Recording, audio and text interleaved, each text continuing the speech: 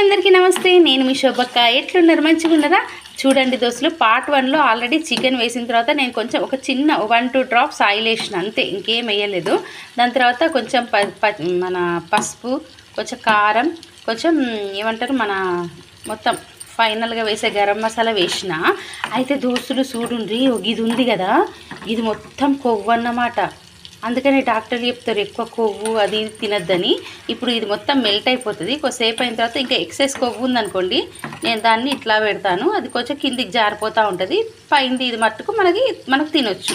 ఇంకొక 2 మినిట్సే ఉంది ఉడకడానికి. ఇది కూరకు రెడీ చేసి పెట్టుకున్న, కూర ఇంకా చేయలేదు. ఫస్ట్ ఇదైతే ఇంట్రెస్ట్గా చేద్దామని చెప్పేసి చేసిన. అసలు చూస్తుంటేనే ఎంత నోరు ఊరిపోతుంది కదా దోస్తులు కదా.